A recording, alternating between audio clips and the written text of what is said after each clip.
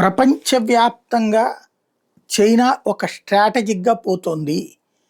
మతరహిత సమాజం అన్నటువంటిది తన దేశంలో అమలు చేసింది. అందులో ముస్లింలకు సంబంధించిన మసీదులను గూడా మార్చి పడేసింది. అలాగే ప్రపంచవ్యాప్తంగా గూడా మతాలకు అతీతంగా ఉండాలని భావిస్తోంది.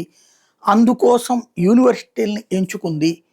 యూనివర్సిటీల్లో చైనా నుండి ట్రైన్ అయినోళ్ళు, చైనా ప్రొఫెసర్‌లే వెళ్లి యూరప్ దేశాలకు సంబంధించినటువంటి విశ్వవిద్యాలయాల్లో అక్కడ పిల్లల్ని మార్చుకొచ్చారు. వాళ్ళని క్రైస్తవానికి వ్యతిరేకంగా మార్చగలిగారు. అదే సందర్భంలో ముస్లిం సమాజం జోలికి పోవట్లేదు. ముస్లిం విద్యార్థుల జోలికి పోవట్లేదు. ముస్లిం దేశాల జోలికి పోవట్లేదు చైనా. క్రైస్తవ దేశాలలో మాత్రం ఈ మార్పులు సీరియస్‌గా చేసుకొస్తుంది. ఓవరాల్‌గా చైనా తన భావజాలాన్ని ప్రపంచమంతా విస్తరించుకొస్తోంది అన్నది ఇజ్రాయెల్‌కి సంబంధించినటువంటి థింక్ ట్యాంక్ లేటెస్ట్‌గా వాళ్ళకి సంబంధించినటువంటి రిపోర్ట్ జేపీపీఐలో ప్రకటించుకొచ్చింది.